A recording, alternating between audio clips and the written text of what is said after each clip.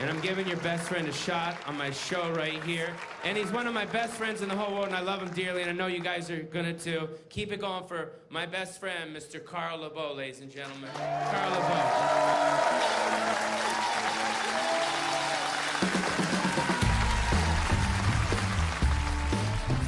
Well, this is a house that we all lived in for about 3 years when we started to make money. I mean, this is a great pad, but what we used to do is step out here. This runs up to the upper rooms where we had our TV room. So we'd watch all the MTV stuff. So when Pauly first had his show on MTV, we'd come home and then watch it and see what he was up to there, and then call him and then go hang out with him. Julian Lennon was a regular guest for a long time. This is cool. That was one of the great. That was one of the great stories, is to have a good night out here, and then Julian Lennon come up to you and go, "Do you mind driving me home?" He's like, "No, not at all. Are you kidding me? Let's go." Right. And then the next night would be Billy Idol going, "Do you mind driving me home?" He goes, "No, not at all." They all had the same kind of voice tone. Come in? Yeah, watch your feet. Worst moment ever was we were on tour, and I woke up in the middle of my act on stage on the floor. And then woke up to a crowd staring at me. Oh, wow. And I didn't know what I was doing there, where I was at, and I was looking for help, and there was no one there that could help me. Wow. After Sam died, I had to have another life, which I've had for another 18 years since. Right. So I didn't... That's insane that he died 18 years ago. Yeah. It was at 92. Yeah, yeah. He didn't even get to fucking see Encino Man. No. Son of a bitch. Yeah. Sometimes you're thankful for death. So we got out to Barstow somewhere, and we got a shake. And then he said, "I'm going to test this car out." You know, he had that car that could do 109 miles an hour. Trans Am. Yeah, yeah. So he had that, and he would race up ahead of us, and we were in the van with all the weekend clothing behind him. And I lay down in the seat, and I heard Bill go, "Watch this guy, watch this guy, watch this guy." And then I heard two cars hit head on. And so I got up off the floor, and I slid the door open to the van. I came out, and Sam's car was completely crushed. Wow. And I turned around, he had flopped down into his seat, and the console of his car, the steering wheel, was completely gone. Wow. So he was driving. He was driving, so he had taken the steering wheel out with his chest. So I knew he had internal injuries. Oh. I asked him not to move, and he said, "Why do I have to die now?" And I said, "You're not." And he just moved like that and came out of the car and hit me in the chest. I fell on my butt, and he laid across me. And he was talking to somebody over there, and he was going, "I don't want to die now. I don't want to go. Why? Oh. Okay. Okay. And left. Wow. And I felt him go through me. Wow. Somebody I'd struggled with for 14 years and lived the life and then lost a friend. You know, when you hold somebody, you don't get to say goodbye to everybody, man. But I did to him. Wow. And it was great. So it helped me live after he died. Wow. Yeah. Wow. Well, that's it, you guys. You heard it directly from, can I say the horse's mouth? Yeah. From the horse's mouth, or from Carl LaBove's mouth. That was someone that was very dear to the comedy community all over the world. That was the story. Plus, I never told you that story personally. Yeah, but I read it on the internet. What? Anyways, no, just kidding.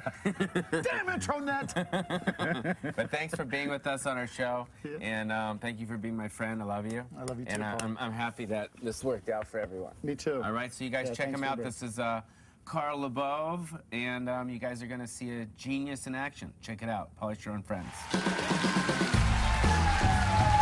I've got to tell you a story. Kinison and I had been on tour for about 2 years, and we came back and parked the tour bus down the street from the Comedy Store one night because we heard that Pauly was doing stand-up. So we snuck in to watch him. And after about 10 minutes, I looked over at Sam. I go, "Man, Pauly's got a lot of balls because he could live off the wealth of his mother's fame and fortune, but instead he went into stand-up, where at the end of every statement, you can be judged or ridiculed.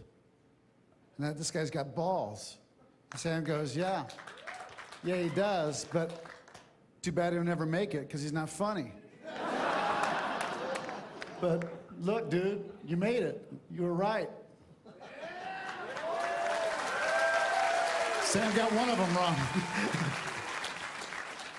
You know, I haven't been out here in a while. I've been on the road, and this is where I make my living, is walking up in front of moments like this, where People just stare at you because they don't quite know you yet. And that's where I'm comfortable. And to fly in and land and get back into Hollywood and just feel that sign up on the hill and the attitude of people ignoring you. Hi. And walking right by you and getting in the cab, because they take care of you here at a gig like this. When you do the Pauly Shore and Friends show. You arrive in town, you call up and goes, "Where's the limo?" And he goes, "Dude, just take a cab, man." Learn all those songs on that ride over.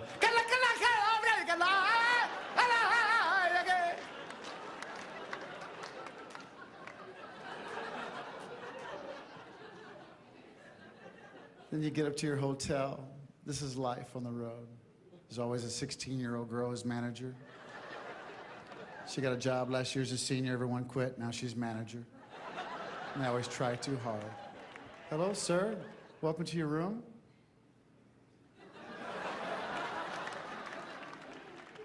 "Sir, you notice inside your room you have a thermostat? Well, you yourself can change the temperature in your own room." "Yeah, I have one in my house. Is that new here?" "No, they made me memorize it."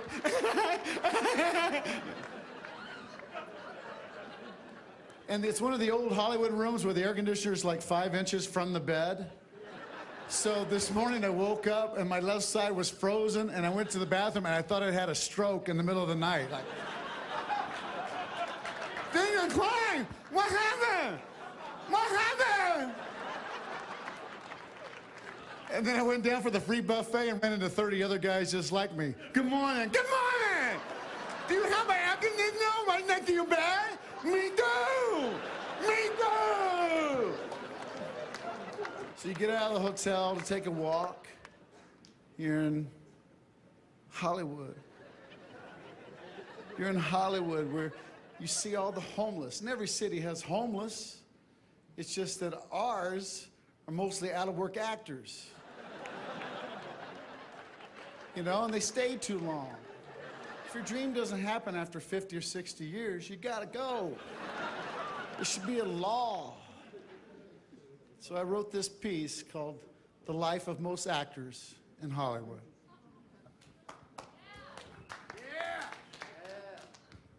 "Hi, my name's Bob. I'd like to read for the part, please." "What page? 7?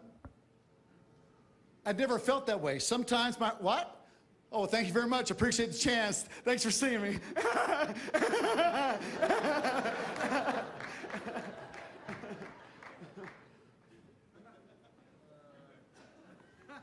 "Hi, I'm Bob. I'm 30... What? I just got these boots." "Appreciate it."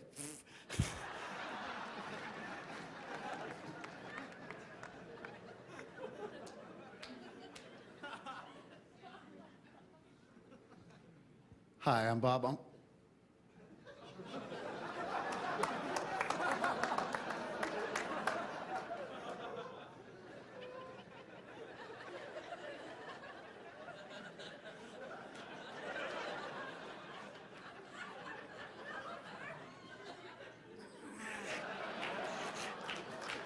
The life of most actors.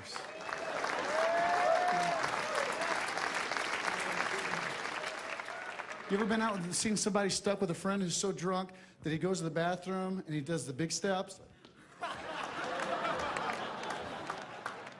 When you're so drunk that you think there's stairs in front of you,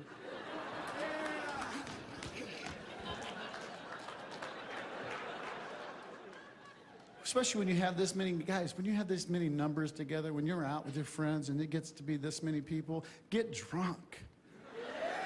You have a power. What cop can stop 107 cars from driving out of here at the same time?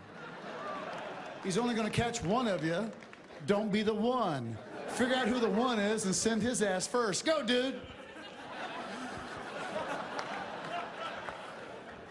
Friends don't let friends drive drunk, but if you don't know the guy, push his ass out there.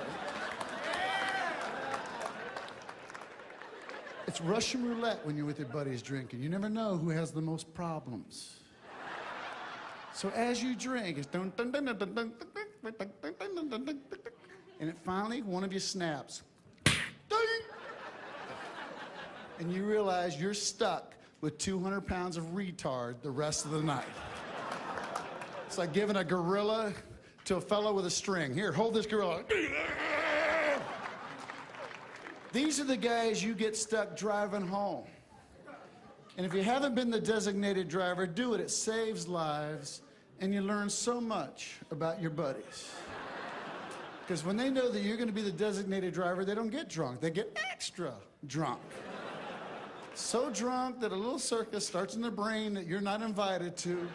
Like if you turn the radio down while you're driving, you can actually hear...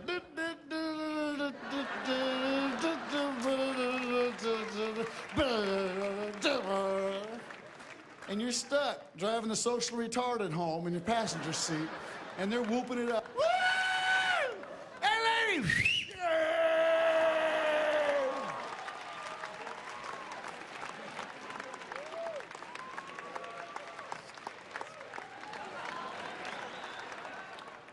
Woo! Hey, man. Hey, man.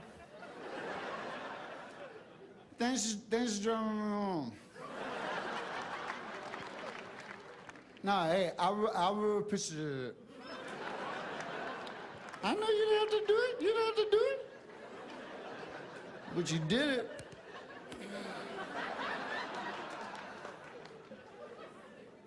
Dude. Well, look at me, I'm talking to you. Fuck the road. I tell you when I see shit coming.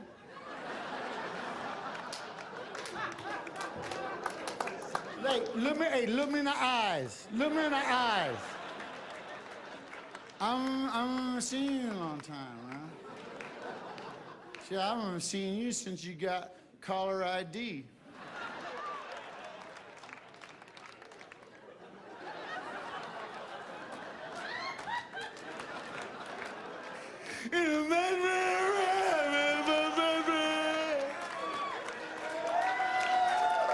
You've always been there for me, man. You've always fucking been.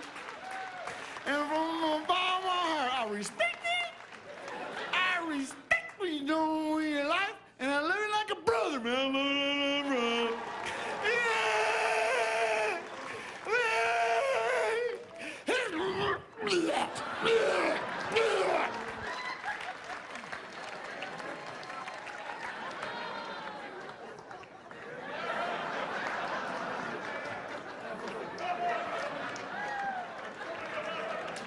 Been there, huh? Thank you so much for a moment.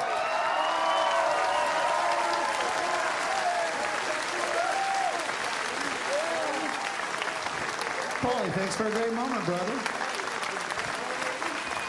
Keep it going, Carl LaBove, ladies and gentlemen. Thank you. Thank you. Are you guys ready for my last friend? This guy is the best guy in the world.